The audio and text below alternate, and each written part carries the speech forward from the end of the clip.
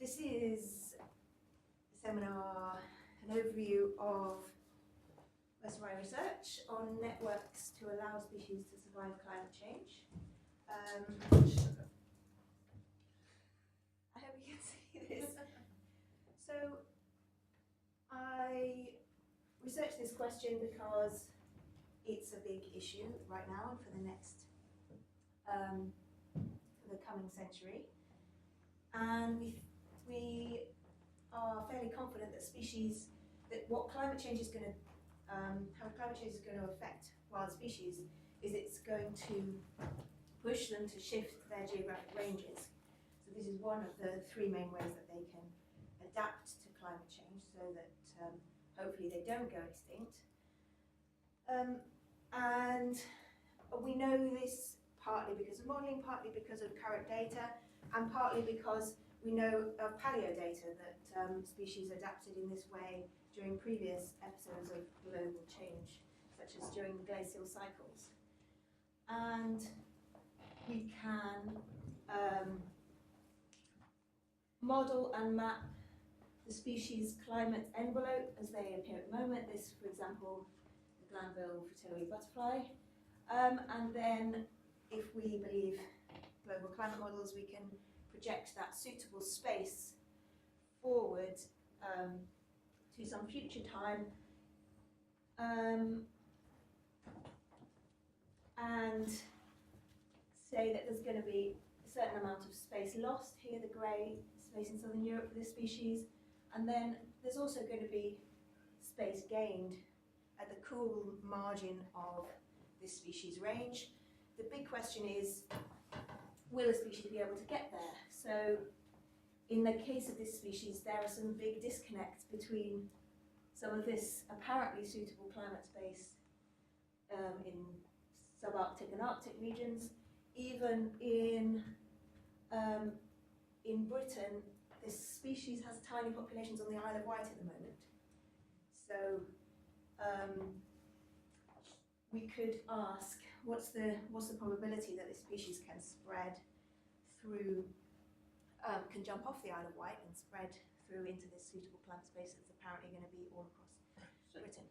Can I ask, what is it about the climate of the UK that the butterfly doesn't like, that it does like in Holland, or which seem to have very similar climates? Well, that's clear. I could have picked up something else. I don't know, because I didn't make this model, this is Okay. mine. This is just a general illustration of one of these types of models, of which thousands have been run for different species.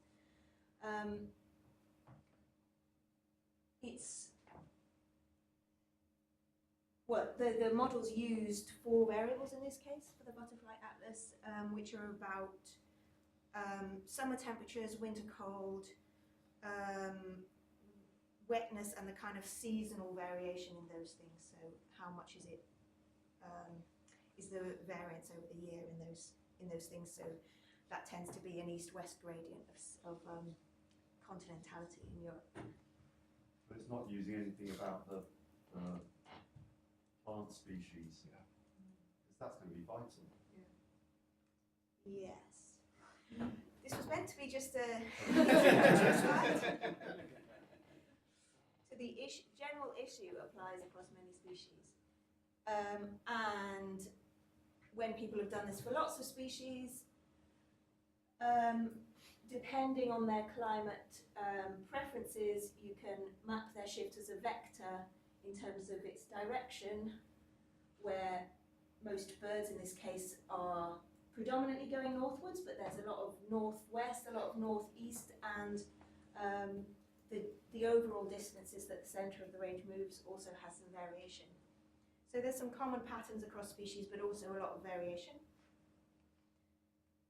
And one of the potentially big issues that's going to stop species filling their climate niche under, as they try, or when I say try, they're not consciously doing it. They're having pressure on their populations. Where there's new space they could potentially move into, there's less natural habitat, and this could potentially form a barrier. And this is fragmentation in the tropics caused by people planting oil palm plantations, and this is fragmentation in southern England, which has been in place for quite a while. So despite this fragmentation, we do see across many taxonomic groups, on average in Britain, where we have a lot of brilliant data in the last few decades, species have been moving their northern range margin northwards. So this bar chart shows the average across these taxonomic groups of how far northern range margins have shifted. There's also a lot of variation if you look within taxonomic groups. So the overall upshot of this for conservation, if a conservationist is focusing on an individual landscape, is that each landscape will have species moving in and species moving out, and also some species that are predicted to stay there.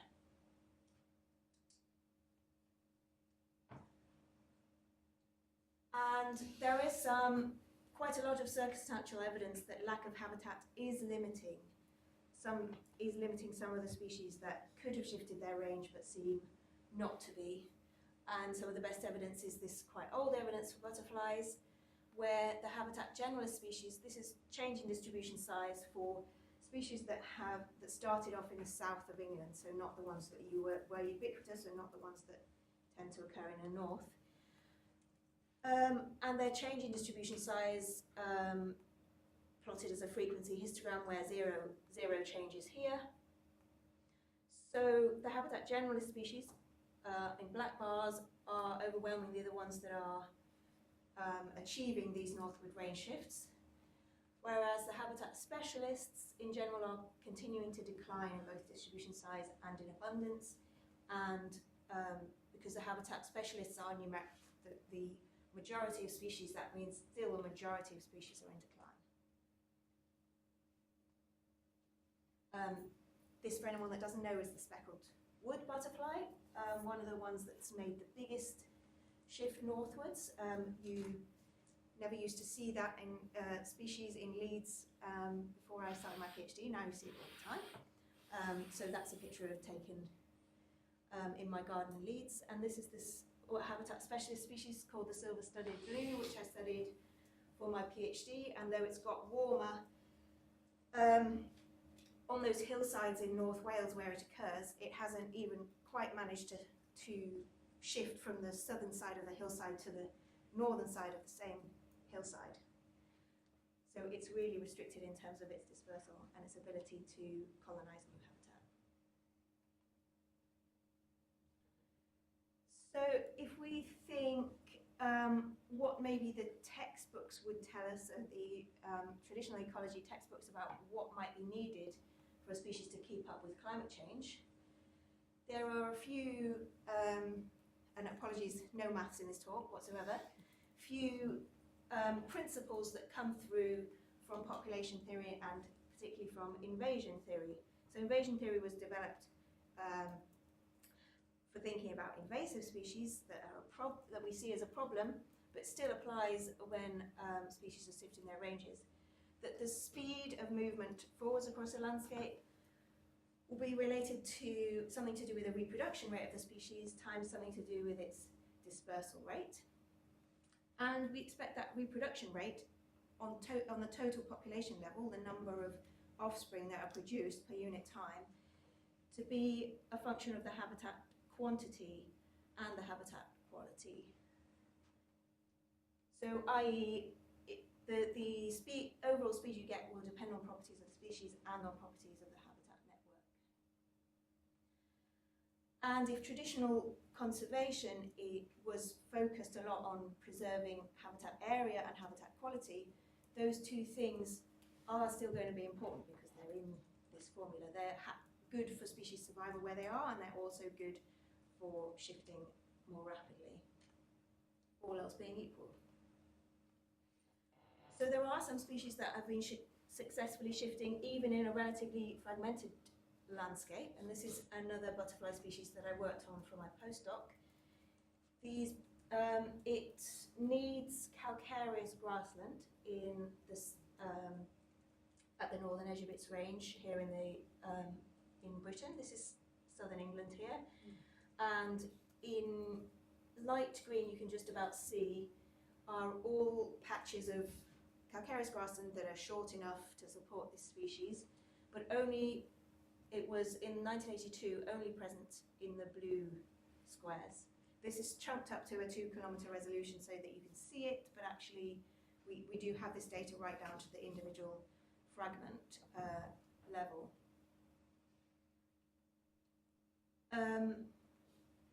And sorry for the slight difference in the map, but here is where it was in 2009 in pink, with all the calcareous grassland in the country now picked out in grey. So it's made a really impressive range expansion from tens of patches to about nearly 1,000 now. And you can also see from this map that it's expanded very successfully along the ridges of chalk, which come about. Chalk is arranged in ridges because of basically the geology of Britain. It's been tipped up on its side. And also, if you think about it, where could this species go next? As the climate continues to warm, you start to see that there are some significant barriers northwards to where it might make the next jump.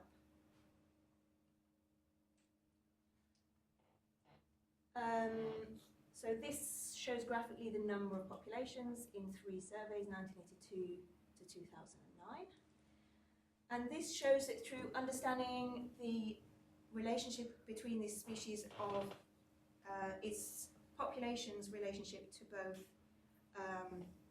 fragment size, fragment quality, and annual climate, we can fairly successfully reproduce its overall range expansion and the variability in colonisation and extinction that happens year on year, because there is quite large variation in the climate that matters to this species, which is August temperature, from year to year. This plot is showing the predicted change in patch occupancy, so whether more patches get colonised or more patches go extinct in a given year. And the zero line is the dotted line. So range expansion is predicted because most years have a positive change in patch occupancy. Most years are above the line, but even so, because of the climate variability, there are some years where the population retreats. If you're interested more about that, you can read our paper about it. But it's basically to show that for certain species, we have a really good handle on how they're going to respond to climate change and habitat fragmentation. We also have a really good idea for this species of what constitutes habitat quality, and crucially how people managing the landscape could improve that habitat quality. And it turns out that the best way to manage a patch so that it is highly likely to be colonised is if it's protected legally, and also if it, on top of that protection, has some management by a conservation-focused organisation. These categorisations of management here, voluntary means basically agri-environment schemes. So it means schemes of management that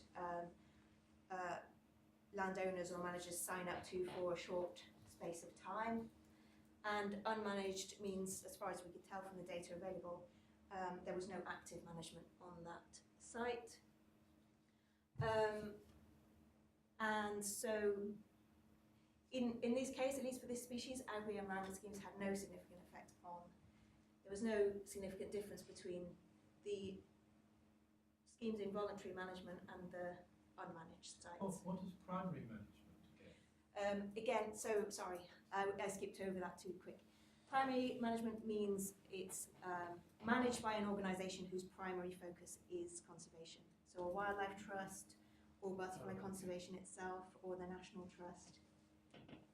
Is that, so I might be missing something, but is that because it's specific to chalk grassland? Is that because the chalk grassland's more likely to be under that management, or is this only Is it suitable only for sites? patches that were, this is only for Potentially patches that suitable. were thought to be potentially suitable, yeah. Oh, okay. Only for patches of calcareous grassland, yeah. So you're saying that for the unprotected, voluntary versus unmanaged that's not a significant difference. No. There's only a significant interaction between protection and management because this bar is so high. Oh, if you're regressing on all of it, but if you just regressed on the unprotected. I'd have to look back at the paper to check, but I have a feeling it's still not significant. It's only one species. It's only one So species. glowworms and all the other calcareous species could be doing something completely Could be different. doing something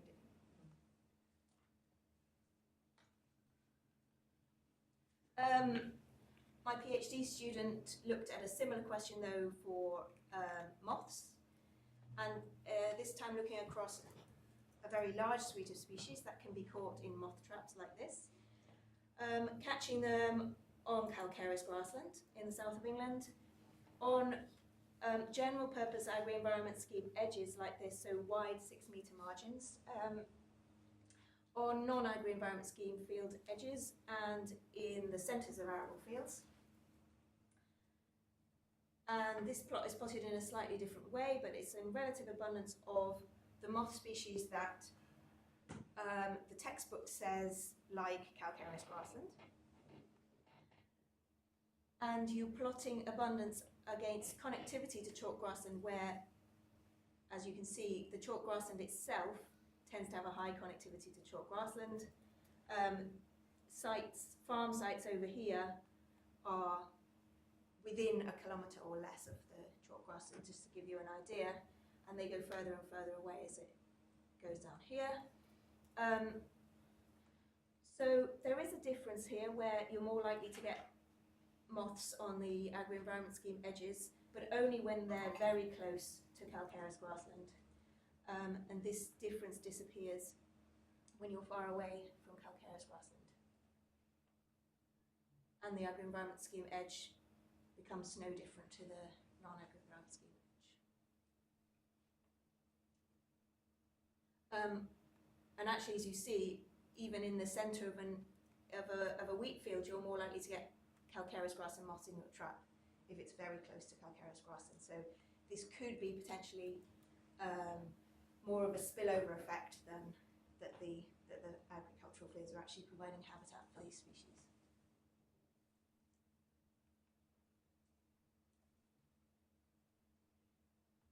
So another really important thing to note when you're thinking about how to plan conservation on a large scale to help species to survive climate change is that we already have a network of protected areas. We already have these semi-natural habitat sites, even though they are fragmented, and potentially the landscape is a barrier for some species. But when we look across 256 invertebrate species that are southerly in the UK, so they have a northern range boundary in the UK that could potentially move. Their colonisations, new colonisations, observations of these species further north than where they previously occurred are disproportionately highly likely to occur in protected areas. Those protected areas, being outside the species' traditional range, can't possibly have been planned with these species in mind. Yet something about the habitat there that's been preserved or managed, or at least protected from development, means that species are on average 3 times more likely to colonise a protected area relative to any other non-protected area.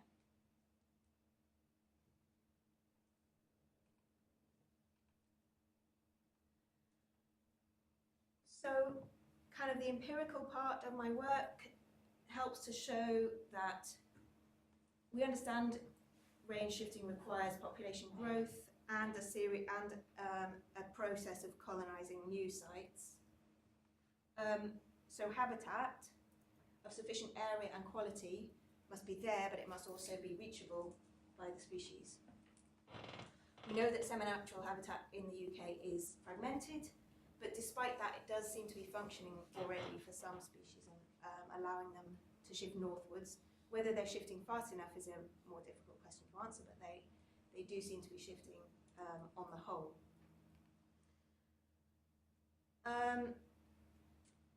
But the next question is we've got a network of habitat which is functioning for some species, but if we want to improve that and actually go about habitat restoration, where would we do it? Where would we prioritise?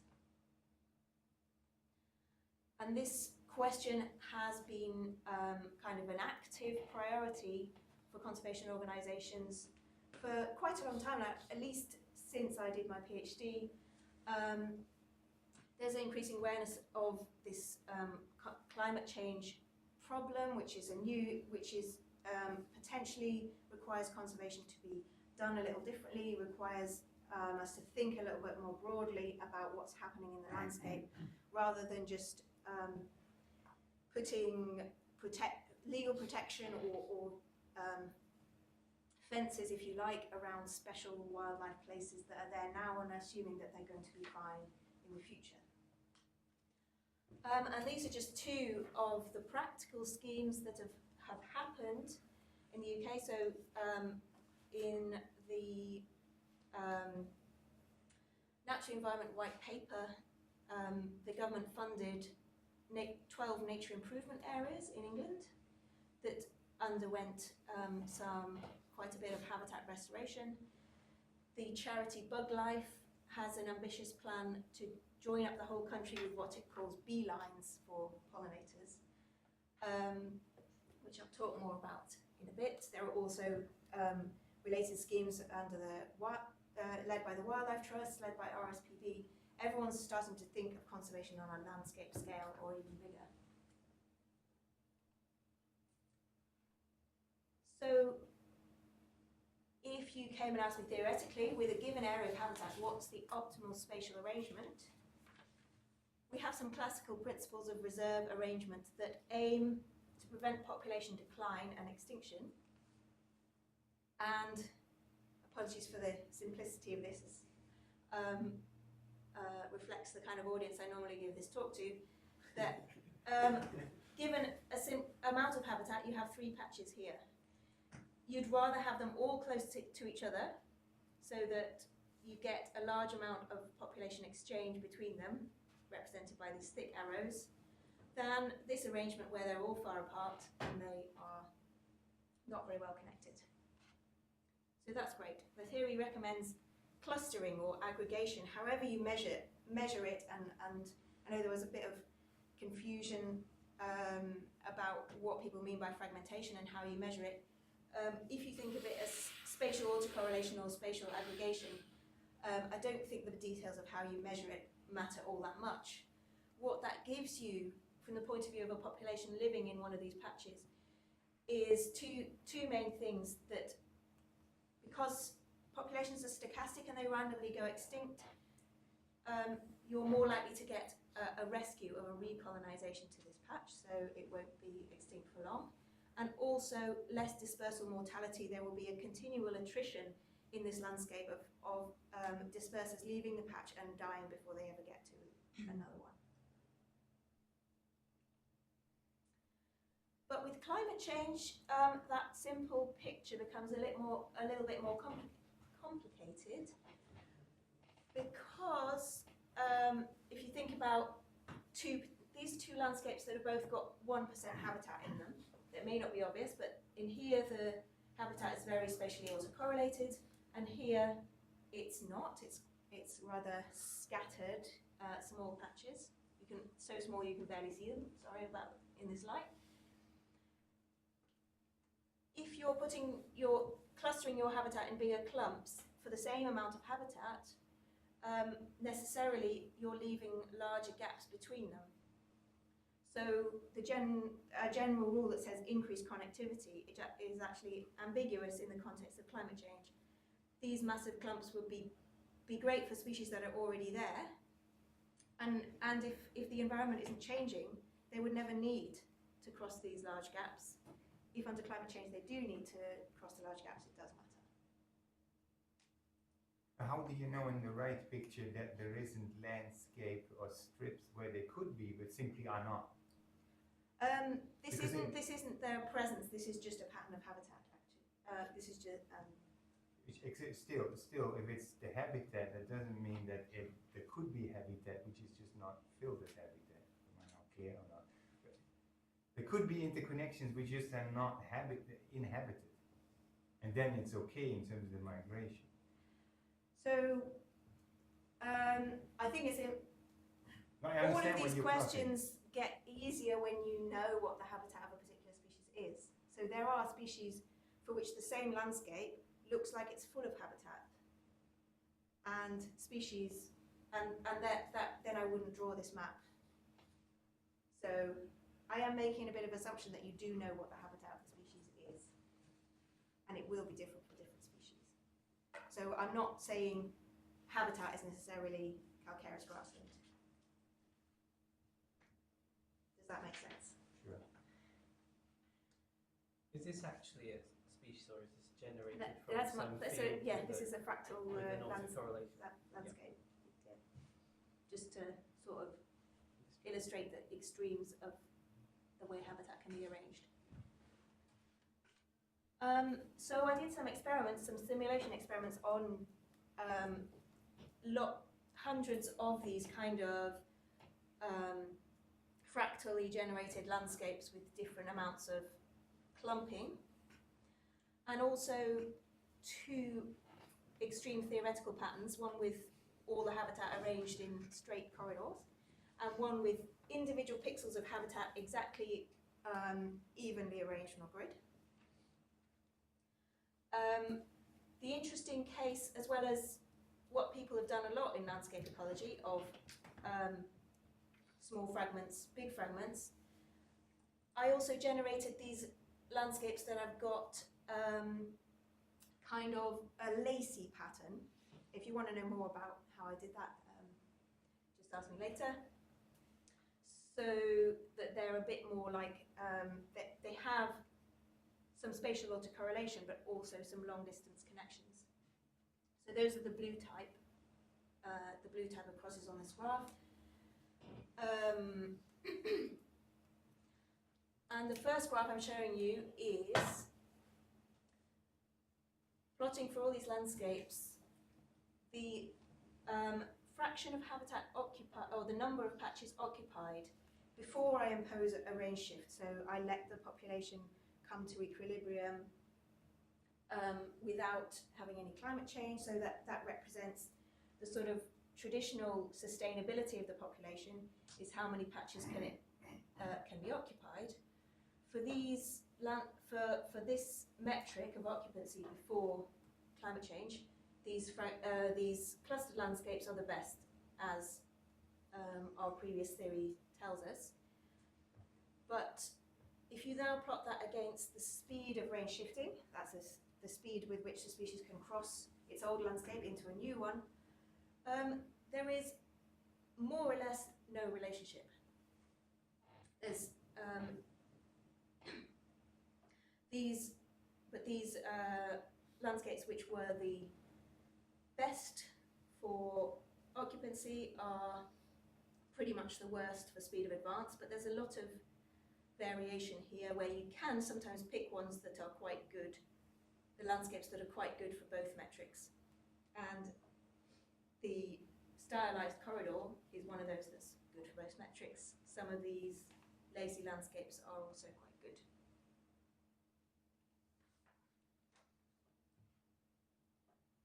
So we managed to also find a metric that you can measure quickly on the landscape, which does correlate well to the speed of range expansion. So potentially you can put these landscapes in order of how much they facilitate range expansion. And this, as long as this conductance metric, which I'm going to talk about, is a lot faster to calculate than doing lots of simulations, that can be a really great way forward for planning landscapes that are better connected. So I can just ask you about the speed of expansion. Yeah. So they can expand because they can jump a certain distance. Hmm. And you just simulate whether their jump is successful in a sort of stochastic model. Yeah, so you're simulating the whole population, basically in a tiled landscape, and you give it one tile to come to equilibrium, and then you add another tile, let's say to the north, doesn't really matter, and see how long it takes for the population to reach the opposite edge of that new tile. So in any way it can be because one individual made a really fantastic single jump, or it can be because they incrementally spread out through the whole landscape. Doesn't really matter. Doesn't matter how they get there. And I'm simulating dispersal with a negative exponential kernel. So that's kind of what I quite like to show the results before I explain what's behind it. What's behind it is this model of population dynamics, where we imagine the species can exist in the little habitat patches or not, and so we imagine there is some source population, some large source population that starts off occupied by the species. We need to measure conductance. We need to also have a concept of the target, which can be one or a set of patches, which we will regard as successful if the species gets there. And then we have, in between the source and the target, any number of habitat fragments. And to be called habitat, we have to suppose that the species can arrive there, that if it arrives there it will breed, and then it will be able to send colonists to any other patches. And then everywhere that's not habitat will be the matrix where the species can move but not breed. And then we link these patches together by a dispersal probability, which will be high if the patch is close. But it will, even these long distance jumps, although they have a low probability, it's not zero. So these low probability events can eventually lead to the target being colonized. Are there often lines that go straight from the source to the target with really low probability? That's actually something I've decided to rule out.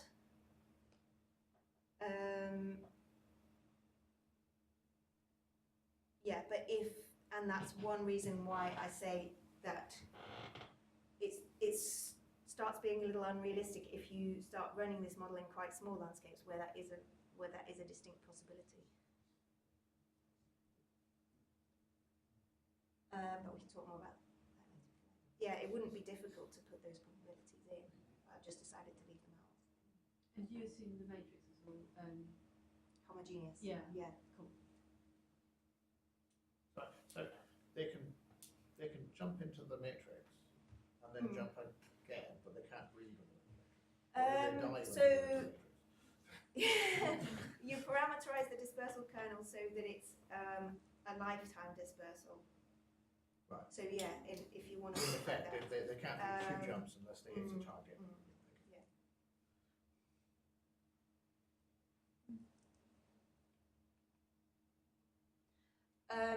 So you turn that from lovely green patches into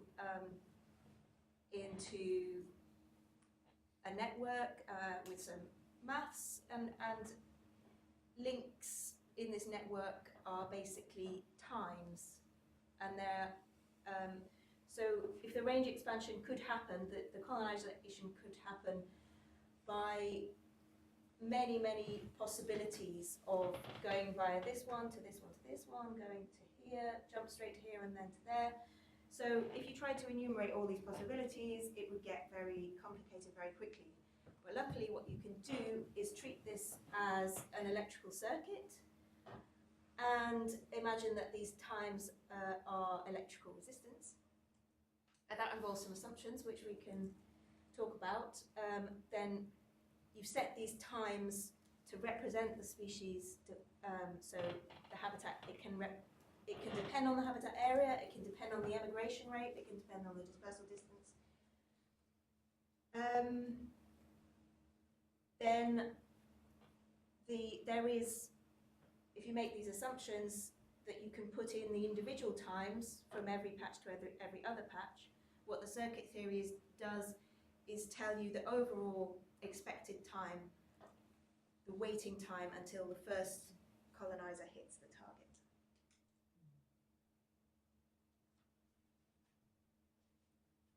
And you don't have to worry about all the alternative routes specifically. So I haven't thought about electronics since the mid-90s, so bear with me. But does it kind of assume that it will take the best route, or does it kind of do each? It goes to a first patch and then to a second one. It's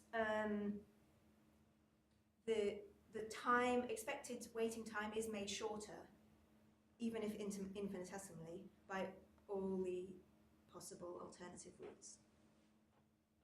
But you do see, I'll show you more pictures, it will be easier. So the analogy, I'm not quite understanding it. So for an electrical circuit, resistance has this consequence that something decays. So it's say the energy of the circuit. While, for example, inductances and capacitors, they don't dampen the energy, whatever the energy is. Well, there is a distinct energy. So what in this analogy? Why is time a damper of something? Because that's what it. If it's that analogy, there should be an analogous something, a quantity in your system, which get decayed, which goes down in time as a consequence of this resistance analogy.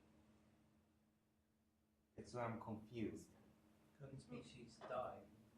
But dying, but why dying in time? Because it's getting hotter, the climate's Just getting wait. wetter. Well, that could be, but actually climate change explicitly isn't in the model explicitly. I think it's, to me, it just it's just like it takes a long time, but it doesn't really matter. There isn't something. It doesn't really matter whether something's being lost or not. The analogy is that if you have distant patches and the population is sitting there in patch A, producing some dispersers every year, you still have to wait a long time for it to colonize patch B, and you can express that waiting as a resistance. Waiting time as a resistance. Yeah, mathematically, I'm not convinced, because mathematically, you should, from your expressions, be able to pull that out if you make an analogy. Because if you just have a speed which is slow, which is the case here, that can be there without having any resistive damping. Well, I mean, in one sense, the analogy, I mean, the analogy is simply that one has assumed that the proportion of, if you like, flow going along each path is inversely proportional to the resistance, i.e. the expressive times on each path, and then the reason you think, oh, that sounds a bit like electric circuits, I guess, is that you then have all the tools of electrical circuit theory to work Well, with. kind of. But yeah. I mean, I guess the question is, I mean, one doesn't need to worry about what is a loss, or so much as whether the sort of whether the implicit way, once you've made this assumption about that that you can combine these times like resistances, whether that maps on to how these things actually work. Yeah. So there's two. There are a couple of ways that I know its predictions are not what would happen in the simulation in some ways, but I think it's good enough to be useful, and my main argument for that would be the kind of correlations that you get between simulations and the conductance. But there is, so what's really going on here, and we have, Stephen did some maths, which really expresses it as what it is, a Markov system where there's a kind of rumour spreading process. So that's what it really is.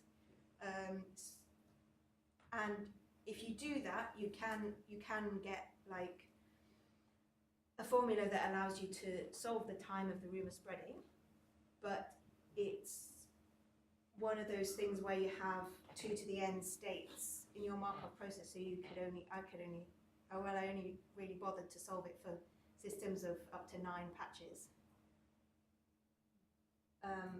So one of the assumptions that this makes is, which is relevant to ecology, is that once here this patch is colonised, it won't go extinct again, which we know is not true, for example, in the silver-spotted skipper, but for lots of other. So it is an oversimplification in several ways.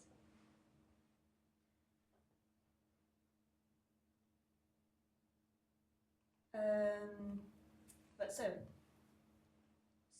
we decided to run with it anyway, and we made it into a software package where people can read in their landscapes where they would like to restore or plan the most important habitat patches to protect, and show them what effect that would have on the speed of range shifting. And it's been used by, among other people, BugLife, who are interested in creating these beelines, as I showed you before. So beelines aim to aid pollinator movement, and they strategically plan these 3-kilometre wide corridors, but they know that they're not going to be able to fill those up 100% with flower-rich habitat, but they're within those corridors. They're trying to get a coverage of around 10% habitat of flower-rich habitat. And initially, what they do is they map the existing habitat, what they depending on its value for a set of pollinator species. So wildflower rich with floral resources, well spread throughout the season, and they've mapped these into what they call key habitat and beneficial habitat. And here's the map they produce for Northumbria. Then they take that to a number of stakeholder workshops and ask them to think about the pattern of the habitat, as well as opportunities for habitat creation, which might be where you want to do habitat restoration for other reasons, might be where the farmers, landowners are particularly, it doesn't, are particularly cooperative, whatever they think is likely to be successful in this landscape. And based on that, they draw their desired beelines. And then what we do is we calculate the current flow, and as I'm going to show you also, the potential effect of restoring habitat in the beelines. So I'm just going to go back to the theory briefly, and Chris has already guessed what this does. If you have a landscape, back to my theoretical landscapes as well, again, you have the overall conductance, which is the overall waiting time, the inverse of the overall waiting time between the source, between the species being at the source, which is here on the bottom side of the landscape, and the species being able to hit the target. So overall conductance is stupidly low if you've got a massive gap in the middle of the landscape. It's medium if you've got some chain of stepping stones here, but quite big gaps. And it's high if you've got lovely corridors that go exactly where you want to go. But as well as this overall figure for the landscape as a whole, you've got the current flow through each cell that contains habitat, which can be very low or very high. And the current flow tells you basically the distribution of successful dispersal through the landscape, where specifically how likely is it that the successful colonization of the target occurred via this patch. So it's very likely that to successfully colonize the target, the species had to occupy this patch on its route. Same for these other purple and blue ones. For this one as a landing point is really important. So it's very likely that the successful dispersal, the successful colonization of the target occurs via that patch. For the other patches, although none of them are totally useless, it's kind of unlikely that the successful colonization occurs via those patches. So how much is the kind of purple dependent on what comes before it? So like if you took out some of the Quite Yeah. dependent, yeah. yeah, so I guess It depends on what's upstream and downstream. yeah. And that's why you can't necessarily say, okay, you only need to conserve these patches. You kind So of what need you the need whole to- network. Yeah. And that's why we don't do that. We do a iterative removal of habitat from the landscape, and then as soon as you start removing habitat, some of the remaining habitat becomes relatively more important to the flow. So I think I've got a slide that shows you that. This is the flow picked out in red and orange for the beelines pre-existing habitat before they do any restoration. Just for those that like to see real landscapes. And that should be, no it's not. Okay, try again. Yes. So this is what we do to prioritize restoration, is we whittle away. This is a video where the reddest, lowest flow patches are being one by one removed, and then each time we recalculate the flow to allow that the roots to update themselves. And we do that and then plot it on a colour scale in terms of the order that we dropped them. So the first dropped patches are, relatively speaking, the ones that you could afford not to have. But we don't like to think about losing existing habitat. We like to think about restoration. So what we do is, I'll come back to that. What we do is we suppose that we have restored all the habitat in the beelines, which is the brown stuff now on this map. There's the old map for reference. And then we apply this iterative dropping to the supposed new habitat. And what we find in the case of Northumbria is quite interesting, because the best route through the landscape now is through the middle, but the best place to restore is actually along the coast. So that gives you an outcome that you probably couldn't have guessed without doing the modelling.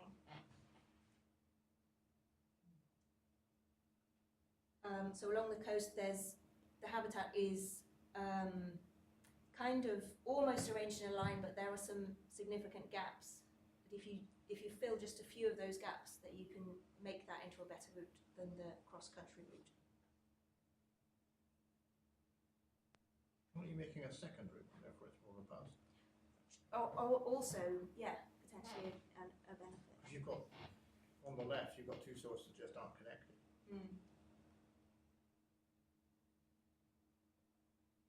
So why is along the coast preferred? Is there a reason, underlying reason in the landscape that tells you that? Is it less inhabited, less well, why is it? It's this route isn't bad. You can still help by restoring here, but I think it's because this one is more direct. I think it's just shorter. Yeah. Because your resistance, your measure, is going to be less on a shorter route. Yeah.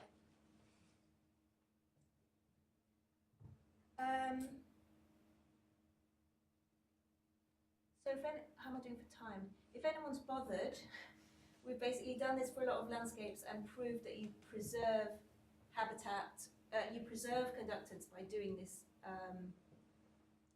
iterative dropping here's the number of cells you dropped from hundreds of the landscapes, a bit like this, and you can basically preserve most of the connectivity in most of the landscapes, even dropping up to half of the habitat.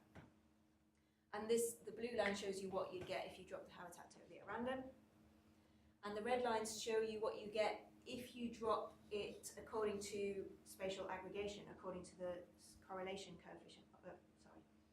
Drop the patches which are least clustered.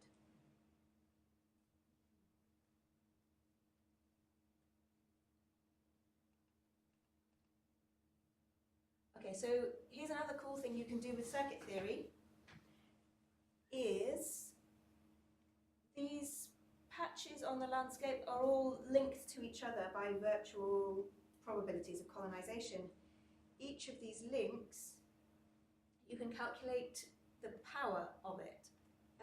So again, the analogy is probably not going to be very palatable to people that actually know about circuits.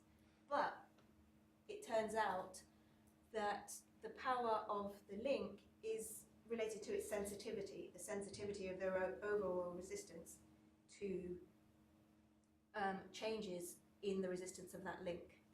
So high power links are, in a sense, we call them bottlenecks in the circuit, but they're actually places where if you were to reduce the resistance of that link, then you would reduce the resistance of the whole circuit. So what do you mean by a high power link here?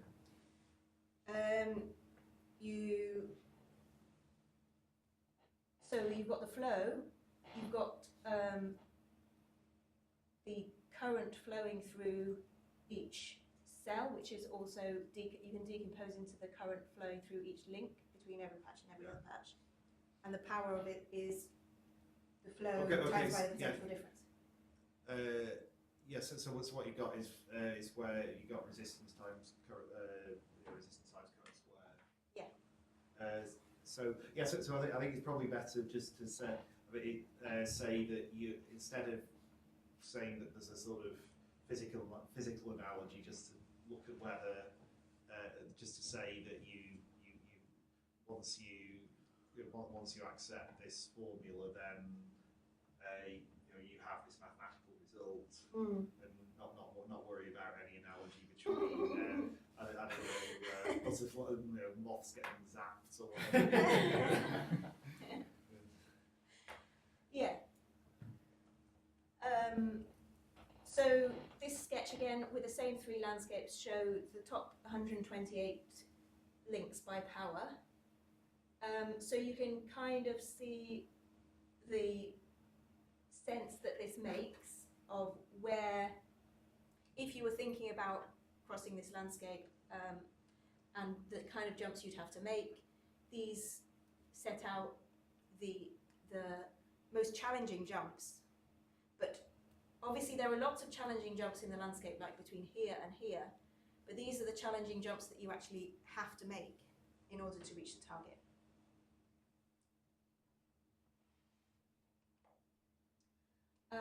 And this can show, you can plot these across a landscape. In this case, it's been used as part of a prioritization exercise for the Northern Forest, which has recently received some funding to plant 50 million trees, I think it is by 2030, across the corridor between Liverpool and Hull. So it can be used in this way as a sort of broad prioritization, but you can also use this in an iterative routine by placing individual new habitat patches. Again, this is a video showing how it works. First, take the highest power link, place a new habitat patch or new habitat cell in the center of that link, then recalculate and move on. And in this one example, you can really see how it's essential to recalculate, because the first patch it adds is like here. They dot all about, so once you've added the first one, it's the next one is not going to be added close to that one. You need to recalculate and find where is the next biggest bottleneck.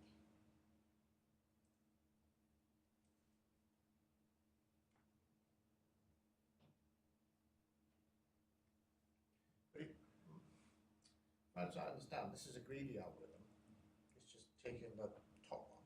Yeah. But that might not give you the optimal, because the optimal 5 might not be the 5 greediest things. So it might be better to come up with a scheme that did entire paths, rather than trying to do this greedy way, which doesn't always give you the optimal. It gives you a solution, it gives you quite a nice solution, but it doesn't give you the optimal solution. Yeah. So There's also the case that in here you have like, under here you can see you've got lots of high power links, and over here as well, going from neighbouring patches all to the one. And when we pick the top one, we're not saying, well, here you've got 10 high power links overlapping. We're just actually naively taking the top one. that's the greedy algorithm. You just hit the top one all the time. But it might be that to jump across one of your gaps, you'll never find one that will optimise it, but if you put 5 at the same time, that they can leap across that gap much more efficiently than over here where you're putting 5. Yeah. It does, it's a little bit better than you might expect, because once it's put the one in the middle here, it will then switch to putting it halfway between again, between again. Yeah, I think. Well, I think here we've got. I mean, the example.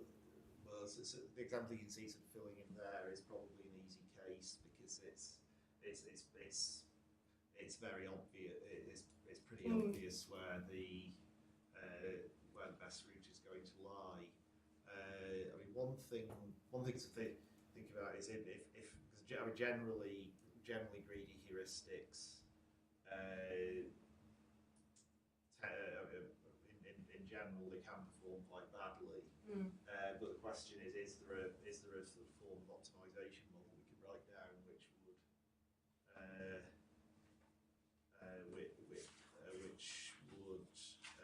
get at this more directly? Or actually guess at the overall solution more directly. I suppose I'd be very happy to hear if anyone is interested in looking at that. It would be brilliant. The space, what I kind of, basically why I focused on this to start with is that the space of choices of where to put the habitat is so huge. The plus side of the greedy algorithm is that if one landowner doesn't play ball, it doesn't matter.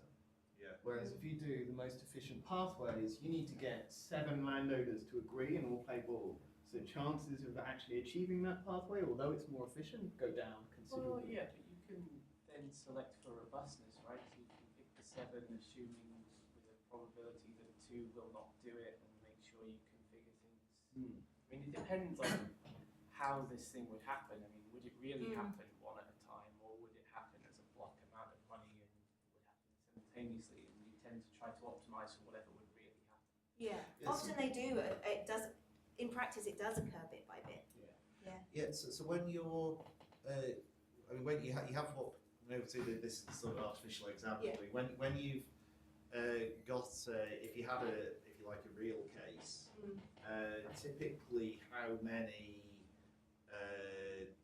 sites would you actually have as options? Because probably a lot of the white space there won't be options. Yeah, so basically actually this hasn't been used in practice yet, and what I've said, and often they do have limited options, and then I say the best thing to do is to put in all the options and then do dropping, rather than do the backwards whittling away rather than doing the forwards adding in.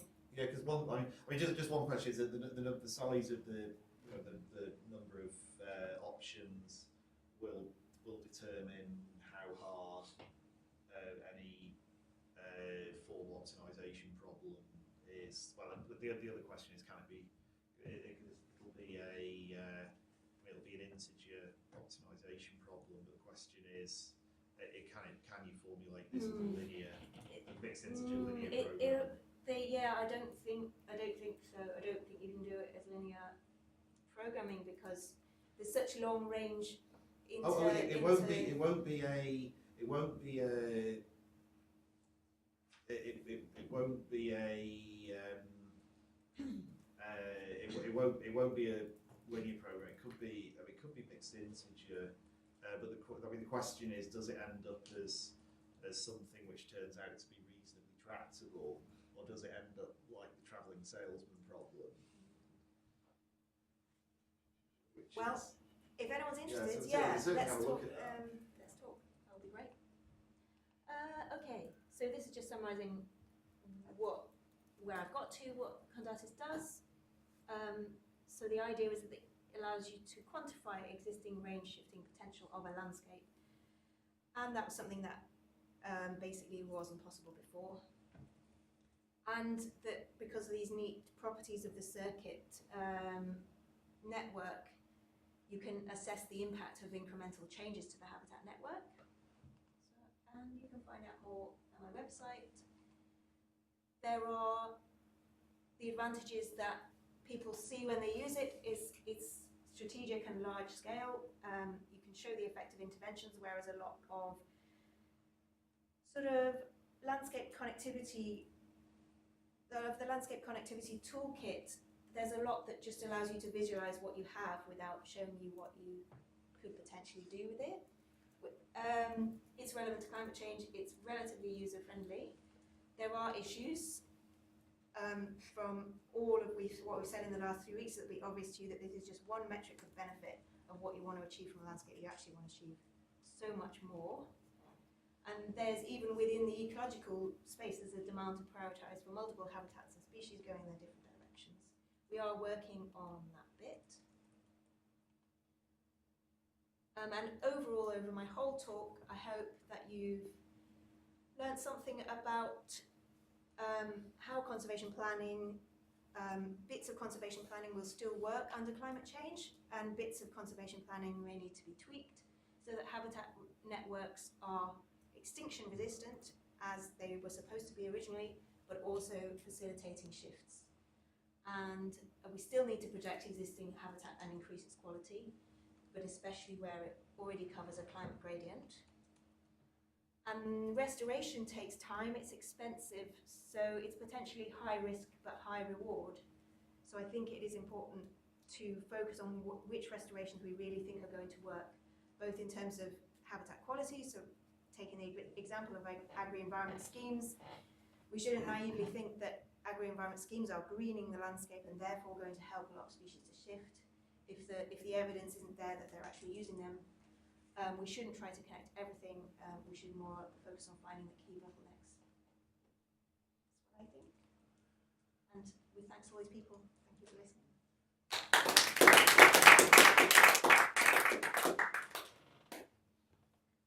Any more?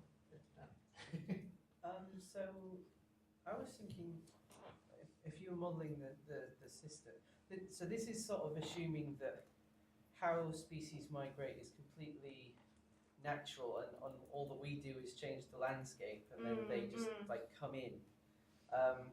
But aren't there examples of where we want to say, okay, we want them to go over here, so we'll just put them there. We'll just put them there, yeah.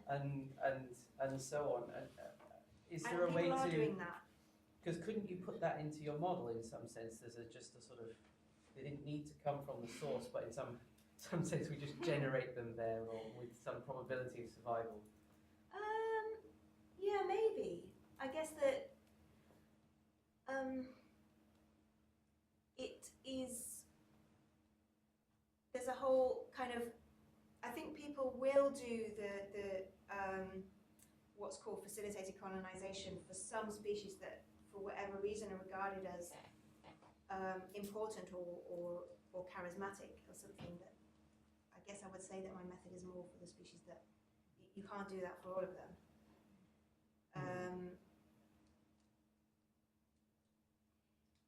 But I was wondering, if we did, then I think the method could also help you to identify places where. So if the conductance is, let's say for the sake of argument, 1 in 10 million, you kind of know that even if you put a few stepping stones there, it's not going to get you there fast enough. So then that would lead you down the path of, okay, assisted colonisation is the right solution in this landscape.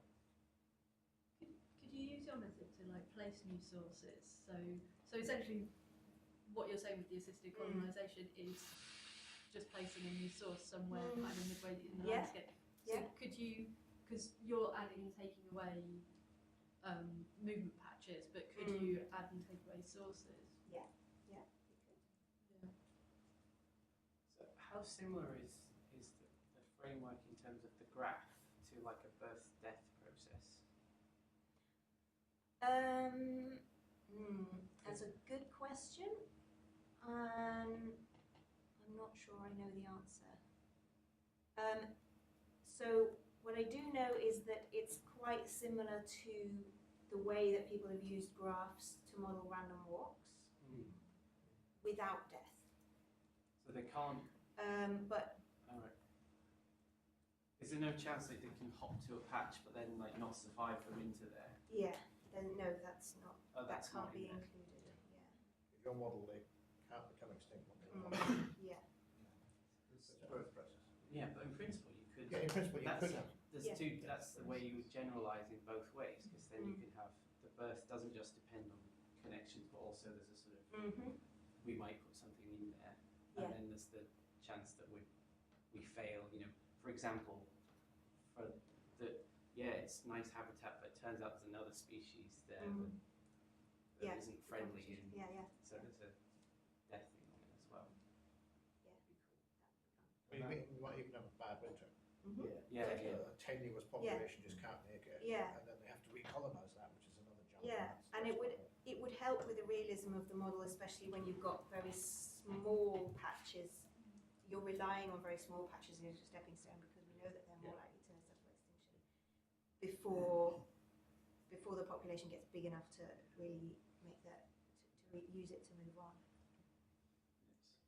Connectivity isn't always a good thing, is it? If it's pest or a pathogen, you want to apply your model in reverse and be like, right, if we get rid of this pixel, they're trapped.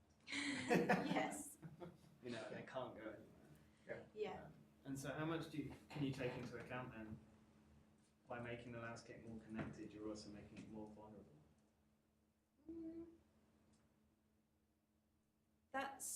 It really depends on the balance of species that you think are in those different categories. My get-out clause is that for most invasive species that become a problem, they're the ones that see all kinds of road verges, gardens, parks, everything. So much is habitat that they're not seeing the same landscape as the ones that you're worried about their fragmentation. But I don't know. Could be people always bring up this point and say how it. It depends on your invasive species. And can you say a bit more about these agro-environment schemes, why they are likely to have failed? You mentioned the distinction with the primary management, which is dedicated groups of people. Yeah. These dedicated groups of people must do something different than farmers would do under these schemes. Is there something understood there? So I need to feel that. My wife is, if you have an answer to that. Basically because, I mean, they're kind of arbitrary, they're meaningless. The one that my wife's group of farms has to do is they have to conserve 10% of their land, and that number's sort of picked out of nowhere because they wouldn't give more. And the stuff they have to do to meet this scheme is minimal. They can't spray near the edge, and they occasionally have to sprinkle wildflowers or something.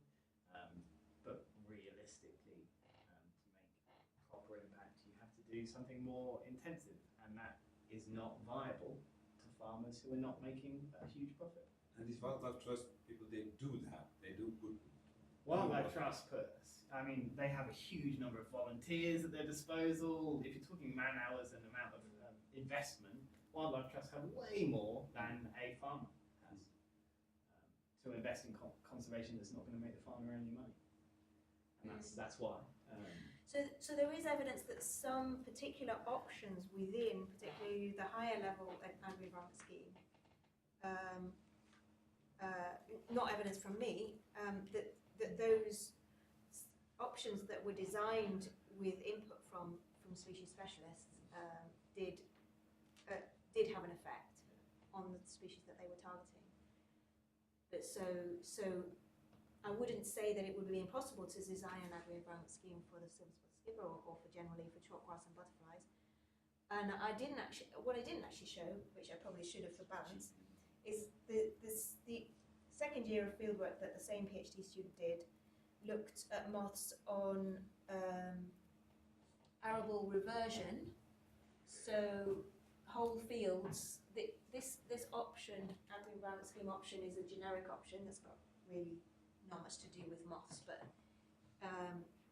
if you look at fields where they've so-called reverted, which is basically habitat restoration, from arable to calcareous grassland, and put in a very light grazing regime and kind of things that are supposed to promote the plant diversity, then you do get more calcareous grass and moths on those options. Woo! And then actually in those reversions, the benefits don't seem to depend on connectivity significantly, very, very marginally. So it's like those really are generating populations of moths of their own, in their own right. So how does this compare with approaches in other countries, other European countries? That's our first question. And the second is, you looked here at one, maybe two species. So if you consider different species, birds, you name it, do you come to the same conclusion as where the green belts should be? Because in principle, you could look at a whole range of species. Do you know green belts or? Well, corridors. Green belts is something specific, like. What could the corridors, I mean?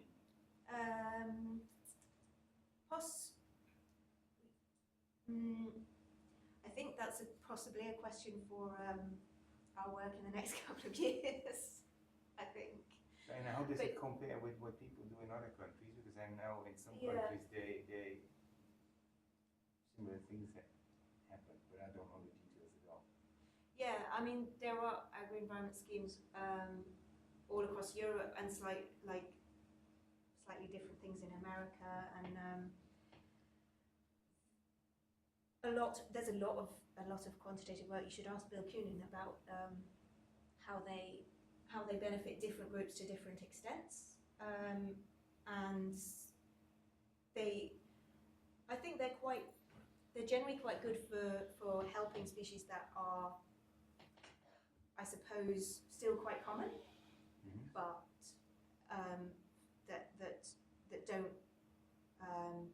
don't cope very well with heavy pesticide application, or don't cope very well with actually being in the crop.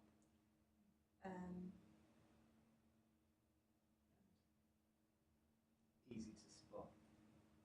Easy to spot. Because if a farmer's like, oh, there are more hares this year, because you can see that instantly, you know you're doing it right. They don't have time in between the harvest to count the number of moths, so they don't care. I think one of the issues with agri-environment schemes is that they don't consider the stuff that you're considering, like the landscape scale. It's more putting things where it's convenient and putting things where it will make sense. Which,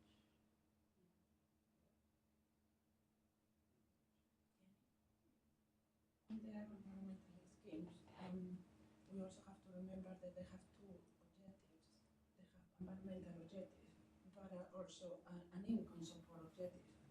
So they try to be kind of a win-win type of policy, and therefore they're driven by the two things. So whether they are successful or not, that depends on the two types of objectives, and that is why they're also very limited, robust evidence whether they work or not, and whether they work or not depends on what is your outcome variable, which species, income, social welfare, whatever. And the other thing is that they're voluntary, so you can never control who is going to enroll or when, and that's why they have to be designed in a particular way, so that they are taking up. And And the final thing is that they're paid by for the task, not for the outcome. Yeah. So you will get the money anyway, whatever happens. But I wanted to ask you about your modeling and the optimization in there, and I'm just wondering whether you will consider other economic criteria, because I know that you're planning to choose the landscape where there have to be restoration, but whether you will consider it relevant to consider the budget limitations. I mean, you will restore all the codes, but I don't think any single institution, in a single year, will have the budget to do that job.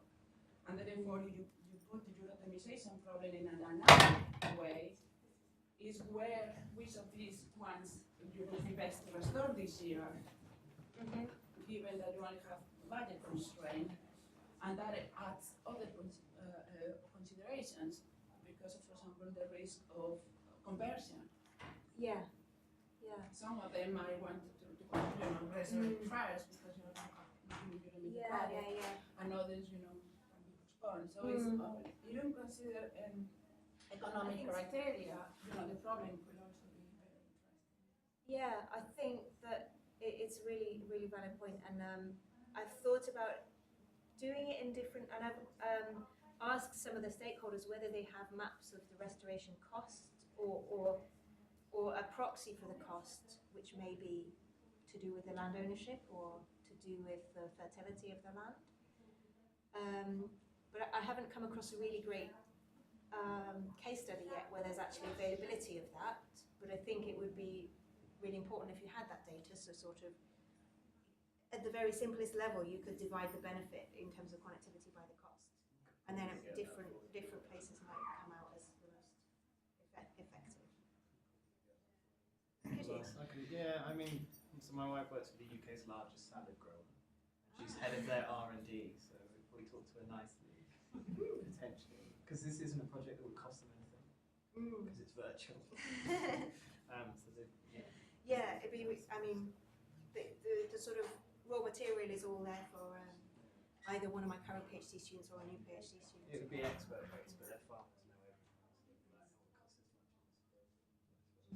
I had a question about how would it work if the patches move? So the 10% of their land is also kind of they're set aside sometimes.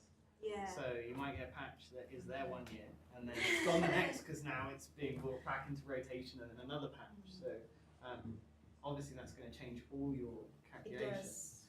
It does. It actually makes anything that actually where the network changes in time mucks up the simple circuit calculation, because the circuit is kind of like, it's in some sense a long-term average. I don't know, looking at Chris here. But could the circuit resistance is like, is estimating the waiting time, but if something else happens in time, if time isn't homogeneous, then the model suddenly kind of is a lot more difficult. But could you then give advice that to keep the assumptions you've got a model set aside, flips should be within this sort of area of each other? So rather than from one end of the farm to the other, they'll have 4 fields and they'll just rotate to keep them. And you could tell them how far apart, how big those areas should be that will still then hold to the assumptions of the model. Potentially. As long as, it really was I think the bigger issue in that case would be, for the species you're interested in, is it creating that habitat quickly enough, and can they colonise quickly enough? So can that follow up to that sense? Because under climate change, the habitat is going to change as well. So you've got a fixed set of habitat that you're feeding species into from the bottom. Yes. But one imagines if in the proper climate change problem, you've got In the the full climate habitat change moving problem, north that's as moved as well well. as the species moving north. And in a sense, you want a model that models both. You want the habitat moving and to see how fast the species can keep up with the habitat. Yeah. Because if the species get ahead of the habitat, no, they're just going to be up against Yeah. they're going to hit the climate suitability, Yeah. the edge of their climate suitability. And you would kind of assume sort of keep up with that. And there's someone I've collaborated with, Calvin Dytham at York, has done a lot of simulations of that. So it actually, you sort of set off climate change, and the climate window, first of all, shoots away from the species. And then there's a period of time, if the species can move at all, where it actually shifts as far, it's shifting now into suitable climate, more suitable climate than it was used to, and it actually shifts faster than the climate window for a time, and then it basically zooms in to keep up with the climate window if it can. Otherwise, if its dispersal is not enough to keep up, if the climate window is moving faster than its maximum dispersal distance, then it will just gradually retreat back and back and back relative to the climate window. Just one question linked to that. To what extent is it possible to find data sets to validate these models of how, for instance, that model of where you're looking at background of changing climate, are the data sets available that would allow you to validate that kind of modelling for a particular species? Yeah, they need to be quite long term. That's the it's issue. a But huge yeah, there issue. are the ones. So I've got a manuscript in preparation where we're looking at across about 50 species of woodland associated moth in the UK and how they've shifted in the last since the 1960s. So, and found that's highly significantly correlated to conductance, but conductance is not obviously the only thing that affects them. Do they need to be long term, or could you do it in a petri dish? Making, different conductances and heating it up slowly in generations. It's a lot faster generation time. Yeah, there are some people that do that. I'm not sure whether that's a validation of the model I mean, I'm not sure whether it's super much more convincing than a simulation, to be honest, that has lots of population processes that go on. I'd agree. But it's potentially what you can probably do in a petri dish that would be quite interesting is compete species against one another. Yeah. I was going to ask about that when you were asking about the sort of habitat. Like, could you do a coupled kind of host and like the plant host and the butterfly species? Could you do a coupled version of what you've got, or would it not work like that with the resistant? I don't know. Again, there's the time thing. So you'd have to go to the full what I mean, rumour spreading process thing. Because you kind of want to know which is where at which point, don't you? And the same with competition as well, I was wondering. Because I was thinking, like, sometimes fragmentation can be a good thing for prey species in a kind of competitor type situation. So that was one of the situations I was thinking with your very first like triangle thing. Yes. But again, you kind of need every time step, don't you, to know whether. Yeah. So if anyone knows very, very efficient formulas or approximations for rumour spreading networks, then please email me.